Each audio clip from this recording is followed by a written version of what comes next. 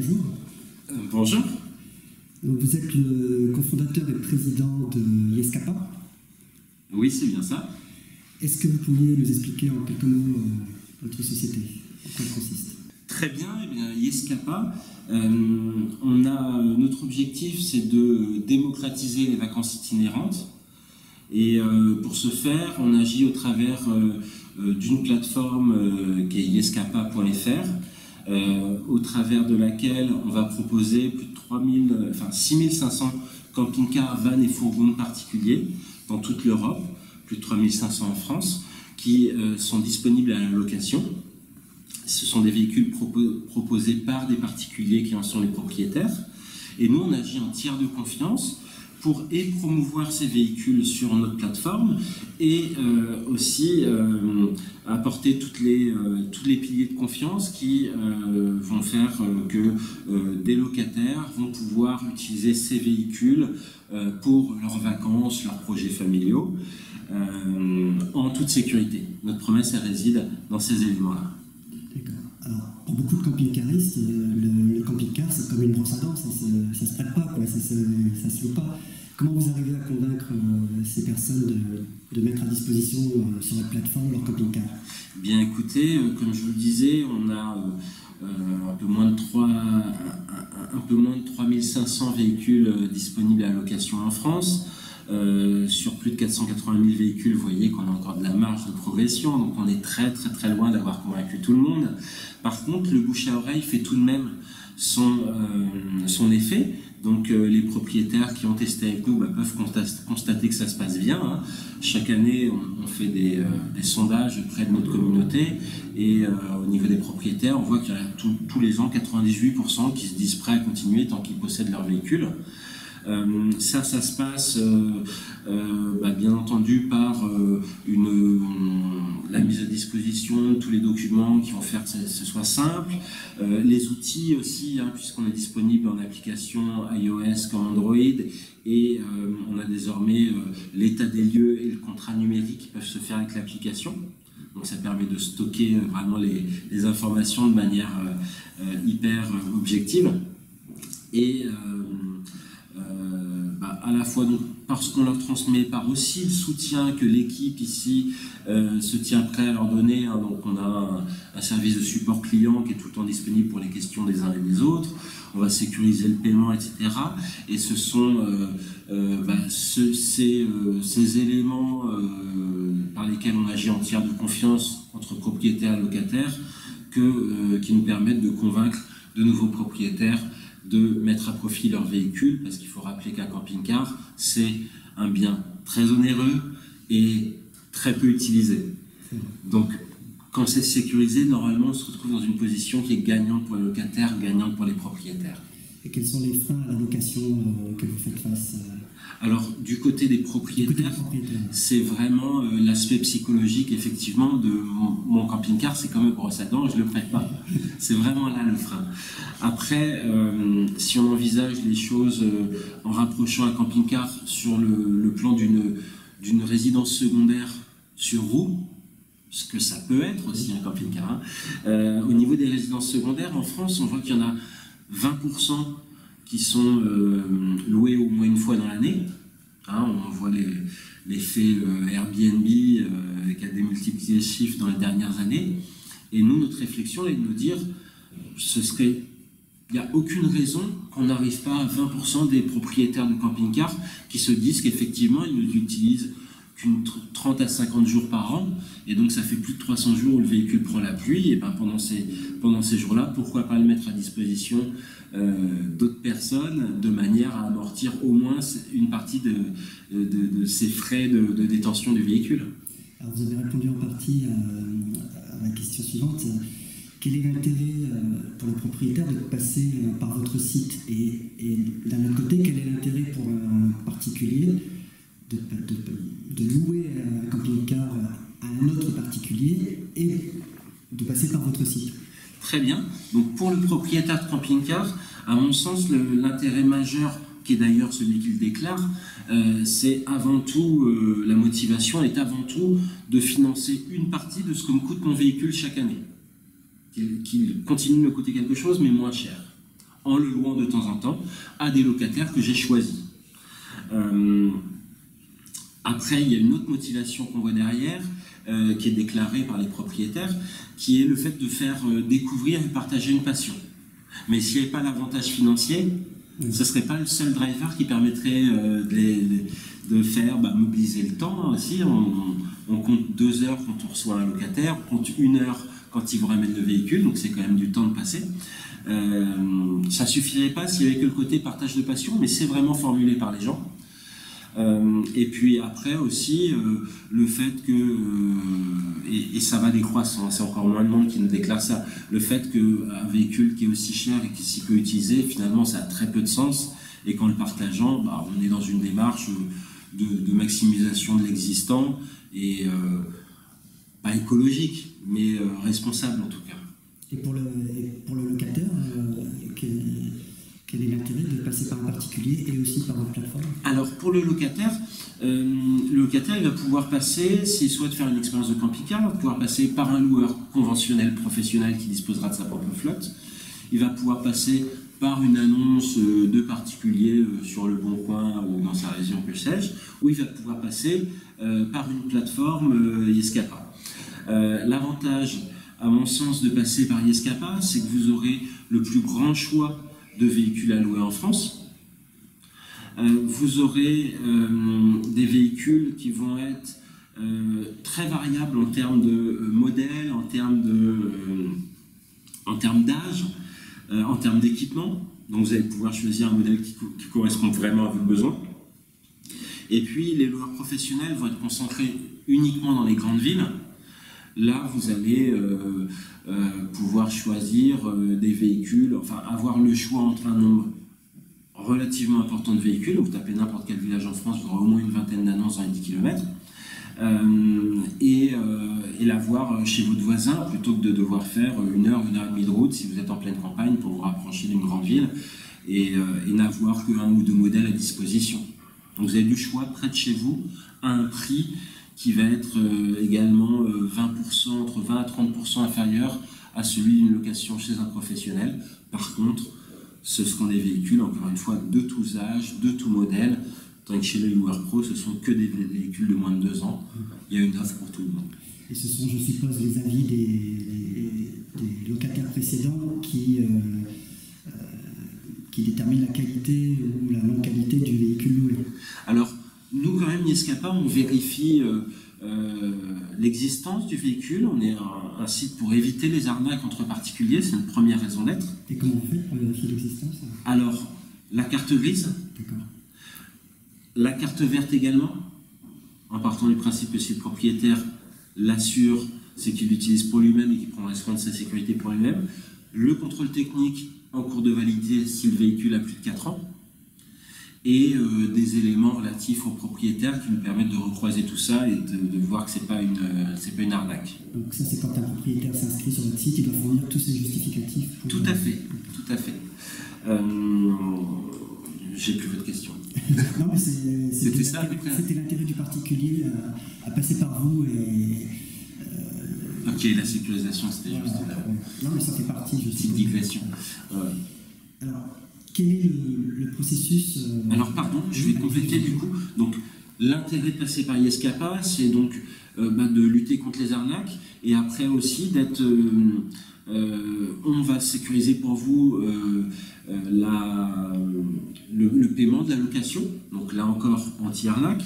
On va, il faut savoir que 30% du capital de notre société est détenu par Maïf, qui est notre principal actionnaire, et notre assureur, bien entendu. Donc Maïf, ils assurent un peu plus de 30 000 véhicules en France, et à ce titre-là, ils connaissent très bien les camping-caristes, donc ils ont développé un produit d'assurance qui est vraiment destiné uniquement et seulement à la location entre particuliers. Ça nous permet aussi de couvrir la location dans des conditions qu'aucun autre assureur ne nous aurait permis de faire. D'accord.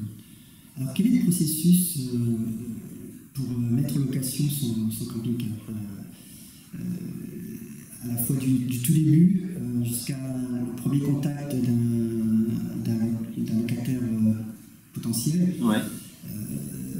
La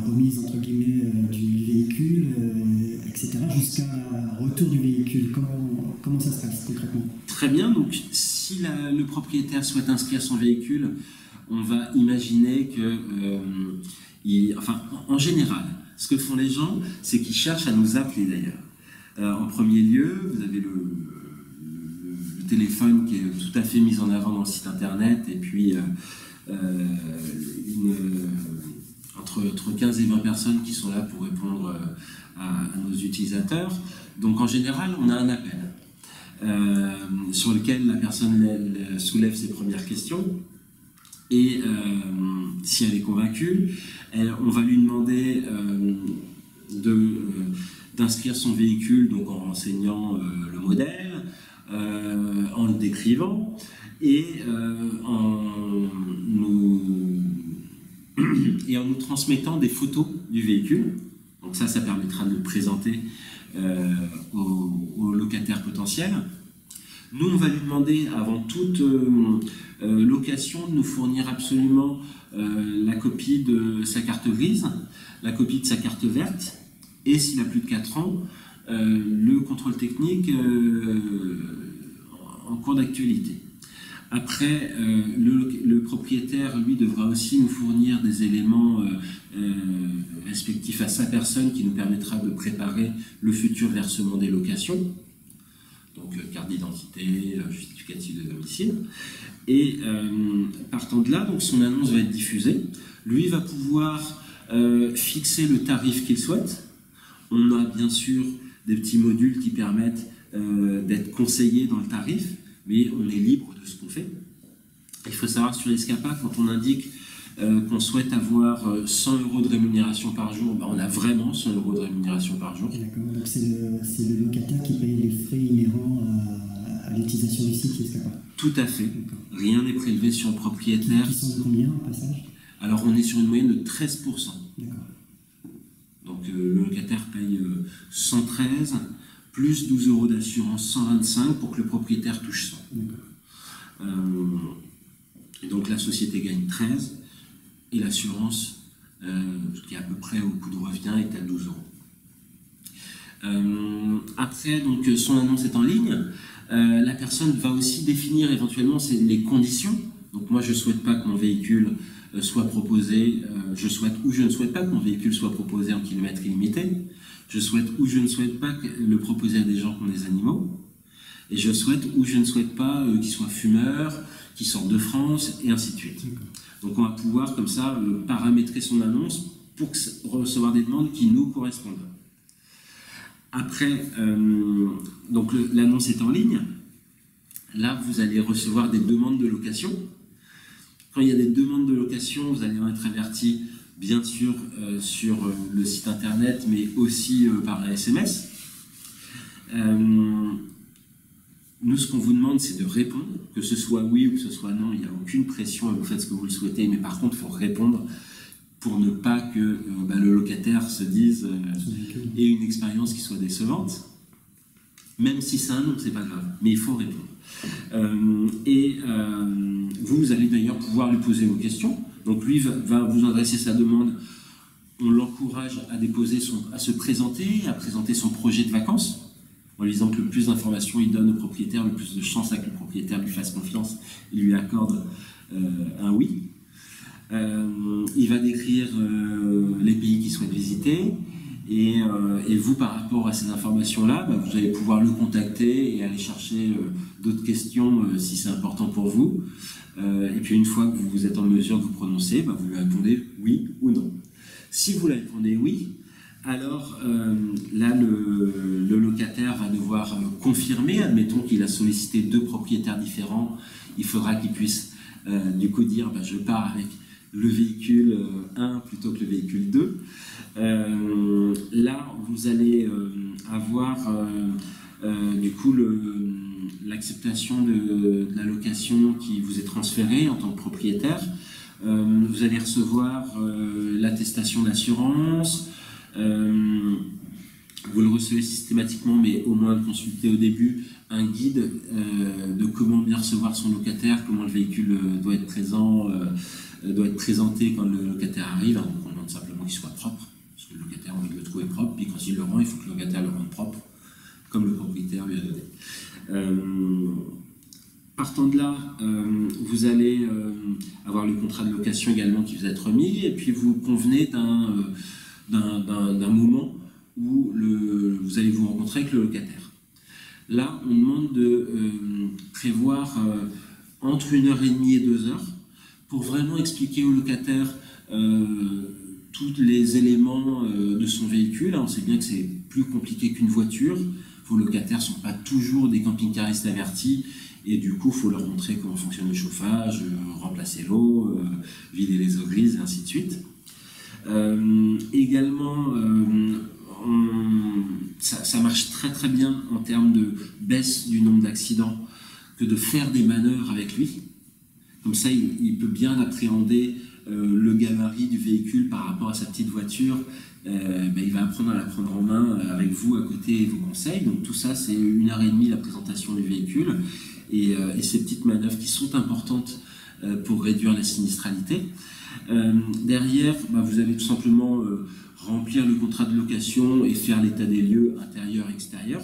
Ça peut se faire par papier, ça peut aussi se faire en étant guidé pas à pas par l'application, et ça permet de rien oublier. Donc le locataire prend la route derrière.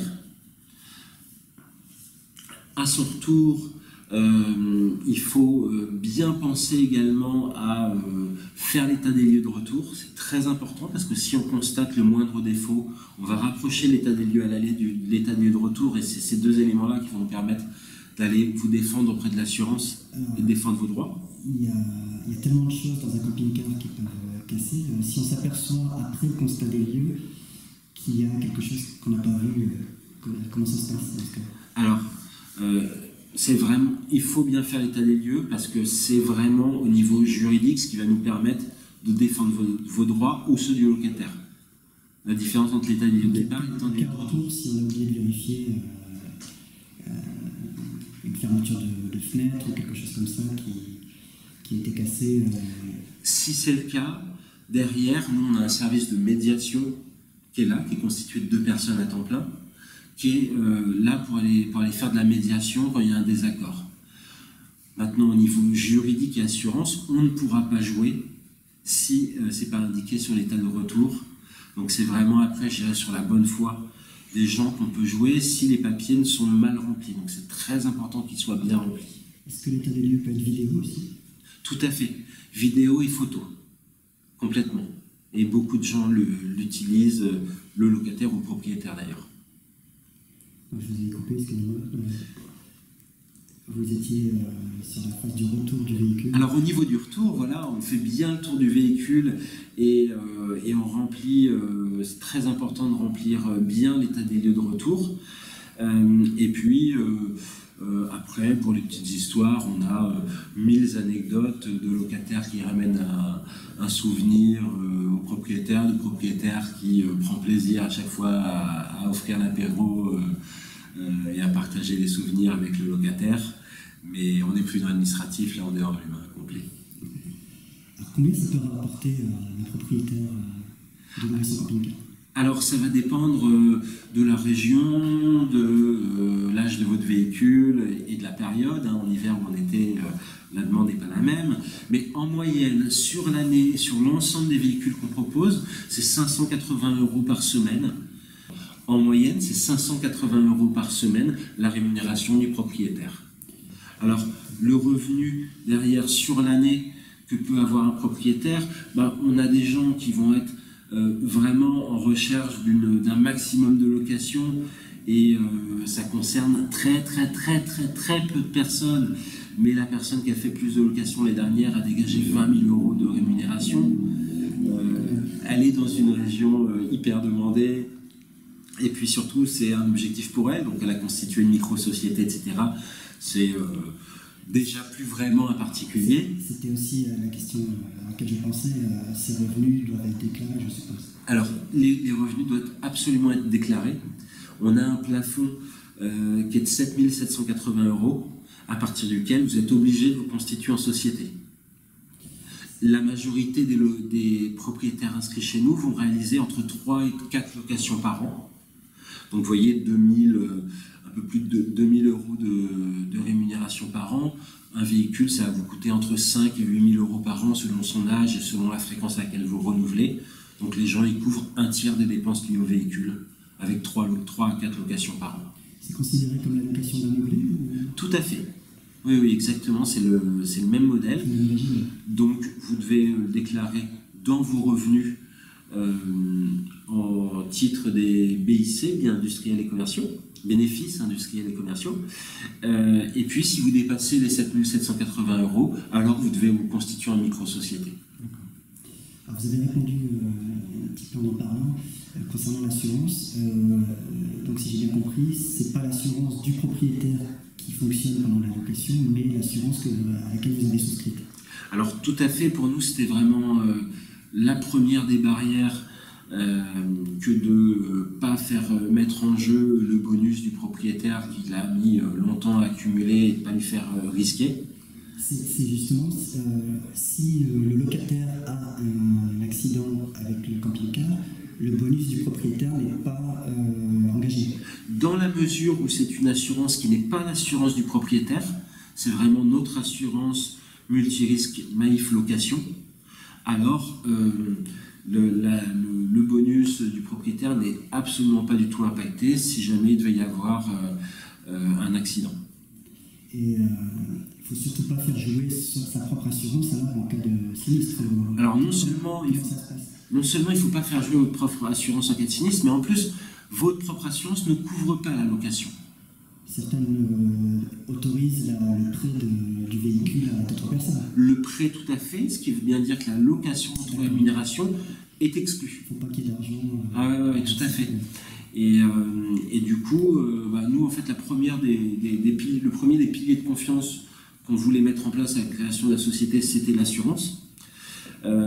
Pour ces deux éléments-là, pour que le véhicule soit couvert et pour ne pas faire risquer le bonus du propriétaire. Donc c'est vraiment une assurance indépendante qui est fournie par notre partenaire, la Maïf. Est-ce qu'il y a un constat particulier à faire? Vous donnez un constat au propriétaire avant qu'il loue quelque chose, qu'il loue son camping-car? Alors oui, il y a bien un constat à faire. Et puis il y a une déclaration circonstanciée. Si jamais il y a un incident, les gens ont 5 jours pour le rédiger et nous le transmettre. Et donc partant de là, vous le verrez au niveau de l'équipe service client France, on a 2 personnes qui sont exclusivement dédiées à cette tâche, de faire en sorte que quand il y a un pépin, on réagisse et on soit présent. Et le constat doit vous être transmis à vous, concrètement? Alors, à Maïf, puisque vous parliez de Maïf. Alors, le constat nous est transmis à nous. Oui. Nous, en fait, on va réunir les éléments, tous les éléments pour ouvrir le dossier. Et quand on a tous les éléments, alors on le transmet à la Maïf, qui instruit le dossier. Et est-ce que vous faites, vous, le suivi de ces sinistres? Tout à fait, oui, intégralement. On fait le suivi, et c'est pour ça qu'on a cette équipe qui est là. Donc le propriétaire n'a besoin de se charger de rien, en fait. Alors le propriétaire peut être amené à une chose, qui est d'aller d'obtenir des devis auprès de réparateurs qui vont nous permettre derrière de faire de la médiation avec le propriétaire. Si on est dans le cas du déclenchement d'une assurance, il se charge d'amener le véhicule dans le garage. Et là c'est une relation ce sont des garages agréés Maïf, donc c'est une relation entre le garage et Maïf, il ne s'occupe de rien. Je viens de penser, mais pour le locataire, si le véhicule tombe en panne pendant ses vacances, comment ça se passe? Alors dans ce cas-là, deux solutions possibles. Au niveau de l'assistance qui est inclus dans le service, soit le véhicule peut redémarrer rapidement, mais il faut qu'une pièce soit transmise parce qu'on est dans un petit garage et ils n'ont pas le stock nécessaire. Donc dans ce cas-là, il y aura une enveloppe de 100 € par jour pour patienter dans un hôtel avec la restauration qui est prise en charge, éventuellement le véhicule de remplacement, mais ce ne sera pas un camping-car. Le temps que la pièce mécanique parvienne au garage et puis que vous puissiez continuer vos vacances. Ça ne peut pas durer plus de 4 jours. D'un autre côté, c'est plus les mêmes vacances, si on peut plus... Quand il y a un accident, c'est plus les mêmes vacances que quand il n'y en a pas. Ou quand il y a une panne, c'est plus les mêmes vacances qu'il n'y en a pas. Mais avec 100 € par jour et par personne, on peut patienter 1 ou 2 jours pour que les vacances continuent. Oui, tout à fait. 2 adultes et 2 enfants, ça fait 400 € ou ça fait 200 €? Ça fait 400 €. Et ça vous permet de patienter pour repartir et continuer vos vacances. Si le véhicule il a eu un gros accident, il n'est pas réparable rapidement, alors je dirais que c'est un couac dans vos vacances. On prendra soin de vous, l'assistance vous ramènera jusqu'à votre domicile, mais bien entendu que les vacances sont moins sympas dans ce scénario-là que s'il n'y avait pas eu d'accident qui mobilise le véhicule. Mais est-ce qu'il y a un dédommagement du locataire dans ce cas-là? Alors il peut y avoir un dédommagement pour le nombre de jours non consommés si la personne n'a pas été responsable dans les dégâts qui ont été occasionnés au camping-car. Donc il faut vraiment voir les circonstances. Oui, parce que le locataire peut très bien être victime d'un accident à cause d'une autre personne qui lui rentre dedans, par exemple. Tout à fait, dans ce cadre-là, oui, complètement. Ou une panne parce que le propriétaire n'a pas entretenu son véhicule comme il fallait, quoi. Une panne moteur ou autre. C'est pour ça que vraiment les circonstances vont définir si la personne, c'est pas qu'elle a voulu avoir un accident, mais elle en est responsable, ou si elle subit ceci, et dans ce cas-là, les remboursements vont pas être identiques. Au moins au prorata du nombre de jours qu'il n'a pas pu profiter. Exactement. Oui, tout à fait. Dans le cas où elle ne serait pas responsable. Bien sûr. Est-ce que vous pensez que la location entre particuliers va se développer à l'avenir? Alors, moi, ma conviction, c'est qu'un camping-car, c'est une résidence secondaire sur roue. Les résidences secondaires sont louées à hauteur de 20%, 40% pour celles qui sont en montagne, qui sont des résidences secondaires encore moins souvent visitées que les autres. Un camping-car, c'est vraiment utilisé en moyenne 60 jours par an, mais quand ça prend en compte les gens qui passent, tels que vous, qui vivez l'année dedans. Donc, c'est une moyenne qui est élargie. En général, les gens qui travaillent ou qui sont sédentaires vont l'utiliser 30-40 jours par an. Il n'y a pas de raison qu'un camping-car, en moyenne, il n'y ait pas 20% des camping-cars en moyenne qui soient loués au moins une fois par an dans les 3, 4, 5 ans. J'en suis persuadé. Et qu'est-ce que vous pensez de ces nouvelles offres qui sont sorties il n'y a pas longtemps, de partage de camping-car, de time-sharing du camping-car? Avant, on pouvait faire ça en Espagne, avec des appartements, et maintenant, apparemment, on peut le faire aussi avec des camping-cars. Qu'est-ce que vous en pensez? Écoutez, on reprend le concept du partage d'un véhicule qui, de toute façon, est là, et d'en partager les coûts. Donc je pense que ça va dans le bon sens, puisque c'est celui que nous on essaye de pousser à travers la location entre particuliers. Mais la logique n'est pas la même, puisque je crois que les personnes sont propriétaires ensemble du camping-car. Alors après, j'ai vu cette modalité de time sharing. Donc sur le principe, je pense que c'est super bien. Et je pense que c'est très bien de partager un outil qui est peu utilisé, ça a du sens. Par contre, sur les modalités pratiques, elles sont nombreuses. J'avoue que j'ai regardé sans tout comprendre, ça m'a l'air un petit peu compliqué, et ça se trouve c'est très bien, mais en regardant sans rentrer vraiment dans les détails, j'ai vu qu'il y avait beaucoup de détails et j'ai eu un petit peu de mal à tout comprendre. Donc je vais avoir du mal à me prononcer concrètement. Écoutez, merci M. Panel, merci de nous avoir reçus. Merci beaucoup à vous.